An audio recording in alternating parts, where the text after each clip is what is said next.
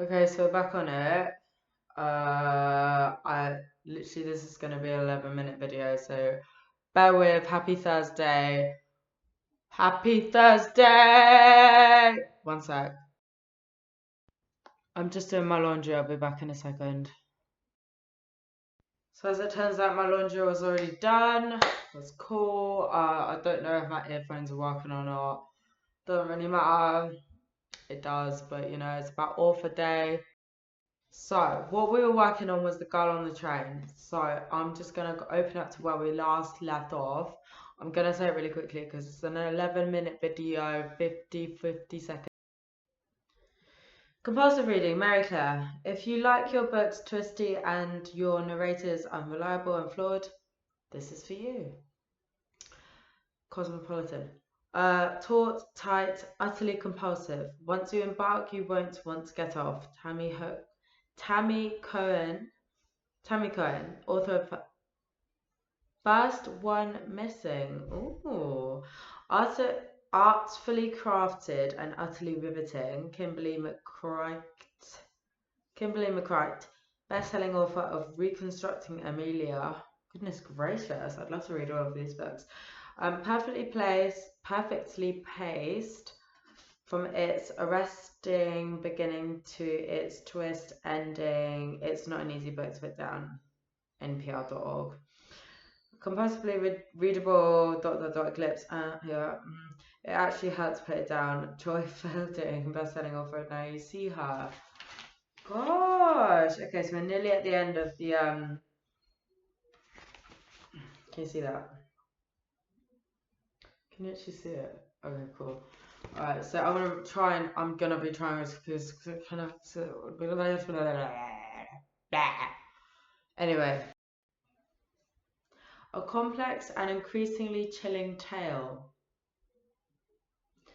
Will wrong-foot even the most experienced of crime fiction readers? Irish Times is the kind of book you'll want to press into the hands of everyone you know. Well, I'm trying not to be. It's about the book. Right, anyway. It's the kind of book you want to press into the hands of everyone you know. Laura Kasike. I can't pronounce it. I'm sorry. Author of The Raising. The Raising. Don't know who's read that, but you know, that's a good book. Sounds like a really good book. Mary's movie noir with novelistic trickery. Hang on tight. You'll be surprised by what horrors lurk around the band, USA Today. A highly addictive novel, GQ.com. A high-speed ride full of twists and turns. Gazing out the train window will never be the same again. Colette Macbeth, author of The Life I Left Behind. Colette Macbeth, author of The Life I Left Behind. Sounds like a book I'm reading. Writing, even. Sorry, I really need to just sort myself. Just drinking apple juice.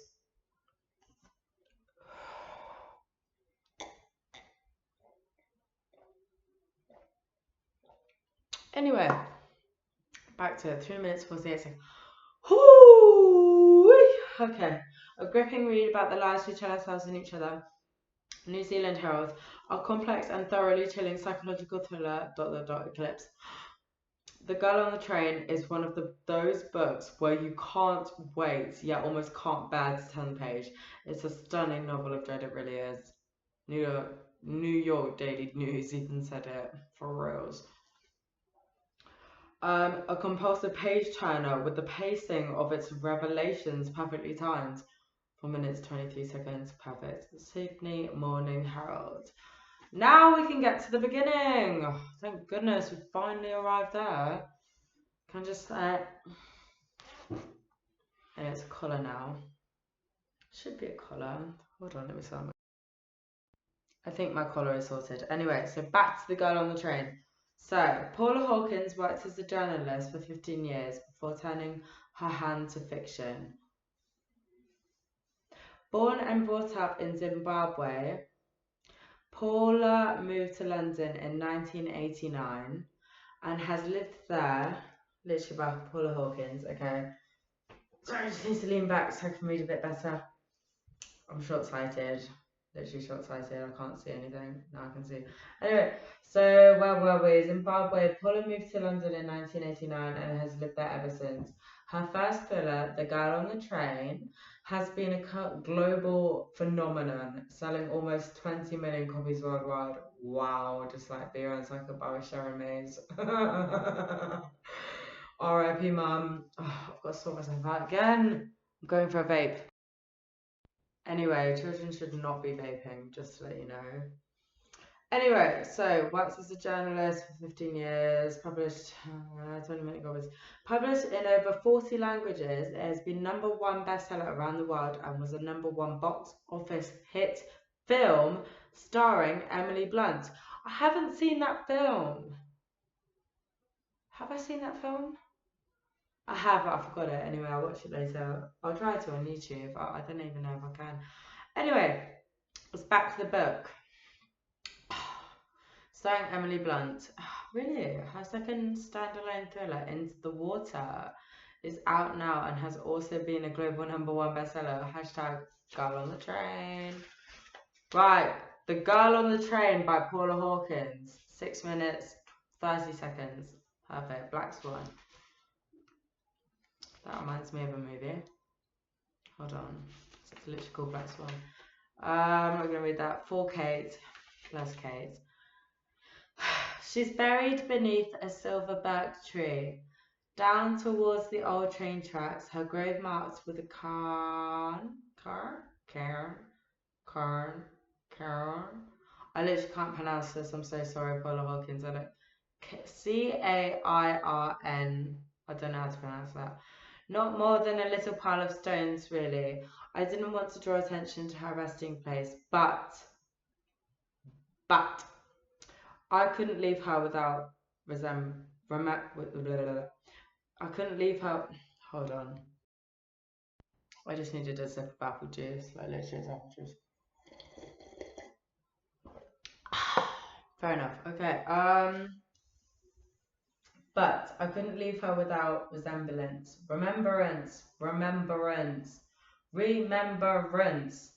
Anyway, she'll sleep peacefully there. No one to disturb her. No sounds but birdsong and the rumble of passing trains. Full stop. 1 for sorrow, 2 for joy, 3 for a girl. 3 for a girl. I'm stuck on 3. I just can't get any further. My head is thick with sounds, my mouth thick with blood. 3 for a girl. I can hear the magpies, they're laughing. Yeah. Mocking me, a raucous cackling, a tiding, bad tidings. I can see them now, black against the sun. Not the birds, something else. Someone's coming. Someone is speaking to me. Now look what you made me do. Okay, so we're on page. This is like, alright, so the first chapter is called Rachel. It's literally called Rachel. I'll show you. Love this book. Okay, perfect. We're at 8 minutes 57 seconds. It's going to be 11-minute video. So basically, how long does this chapter go on for? So I have to do this. I'll read 2 pages and then hopefully that'll be 11. No, okay. Friday the 5th of July 2013. The chapter title is called Rachel. Morning. There is a pile of clothing on the side of the train tracks. Light blue cloth. A shirt, perhaps. Jumbled up with something dirty white.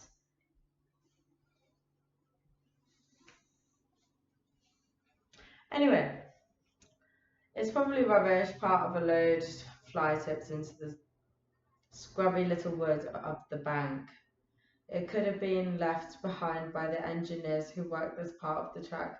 They're here often enough, or it could be something else. My mother used to tell me that I had an overreactive imagination. My mum actually used to tell me that, but it's not about me, it's about the book. Semicolon. Oh, right, 10 minutes, okay. Tom said that too. Me 12. Tom said that too. I can't help it. I catch sight of these discarded scraps, a dirty t-shirt or a lonesome shoe, and all I can think of is the other shoe and the feet that fitted into them. The train jolts and scrapes and screeches back into motion. The little piles of clothing disappears from view, and we trundle along towards London, moving at a brisk joggers. It's literally my book. Anyway, pace. Full stop. Full stop. This is an amazing book.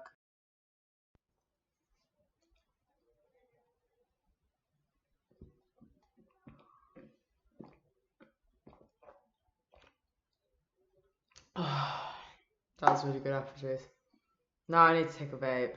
It's not appropriate for kids. I'm sorry, but if kids are using this as pacifiers, I'm very angry. I'm talking about... So where did we get up to? I don't even remember. Engineering words? Full stop. What? Where did we get pace? Okay. Someone in the seat behind me. Sorry for vaping. I'm so addicted to vapes. Anyway, it's not about me, it's about the book. It's about the book. It's about the book. Anyway, someone in the seat behind me gives a Someone in the seat behind me gives a sigh of helpless irritation. The 8:04 slow train from Ashbury to Euston can test the patience of the most seasoned commuter. The journey is supposed to take 54 minutes, but it rarely does. This section of the track is ancient, discreet.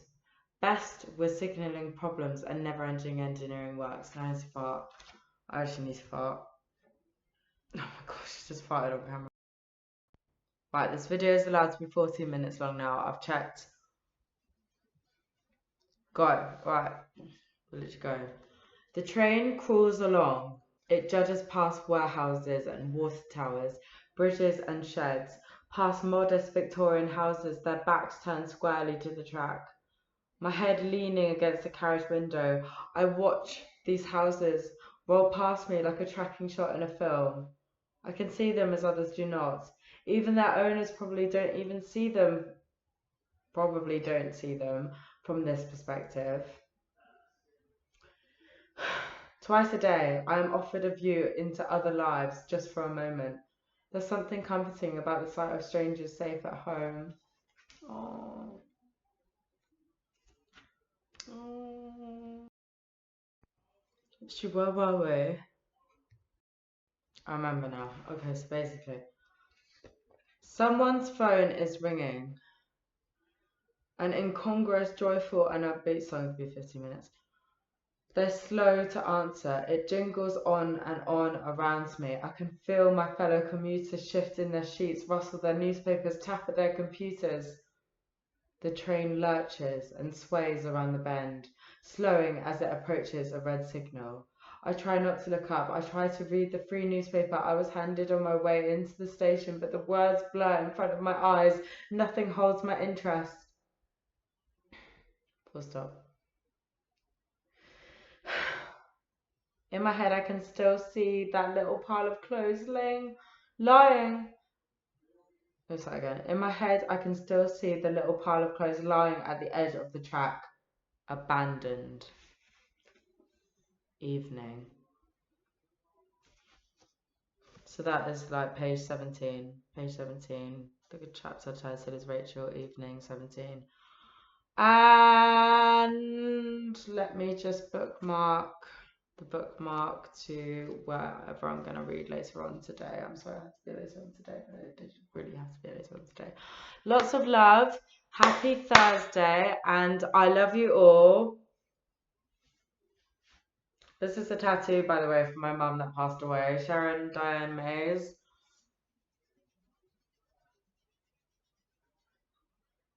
Yeah, I'm Isabel Mays.